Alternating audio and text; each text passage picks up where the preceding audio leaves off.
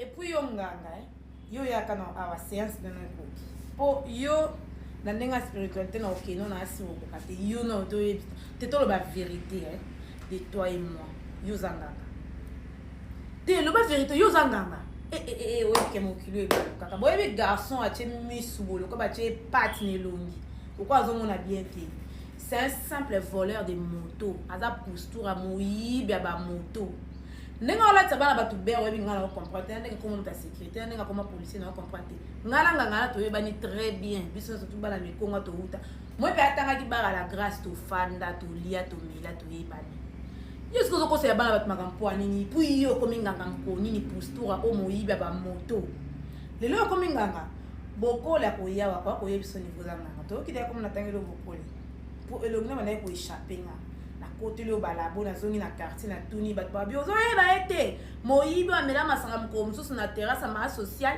a futi mbongo te ake ko linga ayiba moto ba poate ka futa moto bosani nganga obosani lelo yo ko kosela mwana bat makamukele papa na bango ponga kutu ndoki na inzimi nanga ngakutu na nzimi na pona leka pe niveau d'ailleurs yo zanganga te ponga ko oyibi ke na spiritualité to travailler te poso na pecho bo uzakuna. Oui, que tu travailles et puis vous avez un bien moto et puis pasteur oyo aye vous appelez moyi bien moto postura à télémission bossa église bossa ba responsable ba maman mikolo ba papa mikolo ba tiki ba vie na bango pour ba ota postura o moyi bien ba moto à témoigner ba bêtise mais pays oyo quand na oka ba ole ba kati décembre ko mo e ko maté zamba sunga ko mi limu ya na mota na octobre ça ne va pas pasteur nini na via bana batu mais bozo scroquer ba po ba bola ba mbongo na bango tonga me dit pourquoi yango na bongo mosala ngo 20 ans na église ba charlatan boko mi ko boa kambo ya boa kezangi no mosala osala alors bongo kitatina niveau ba bébé ça via bana batu ngaite cible na bino ezanga boluki rando pasta yaka to sa rando pour garçon na za moyibe ba moto un simple moyibe ba moto akenda makala na yebi kutela makala pour se mesure de grâce et bimaka yango ba komisa ka esuda. Pour moi, pendant que je suis en moto, je suis en esprit. Vraiment, je suis en moto pour tout le monde. Je suis en moto. Je suis en moto. Tika bana batu.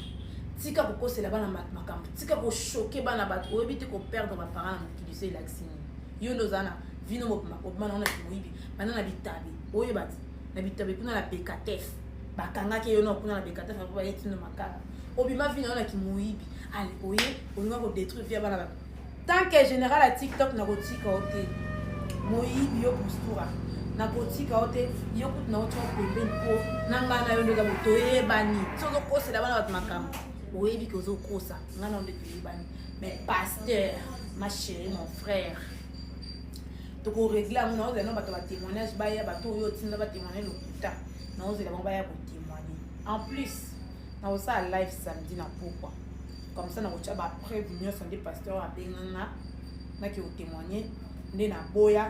Et puis, garçon, on a baillé billet. Pour tout le monde, il y a un outil, mais kunga, nganga. Le putain, moi, nini, le putain, nini, nous avons tout à moïbe, à moto, yo moko, bien au pied. Le putain, ce qu'il y a nini, navia, banabatu. Hein?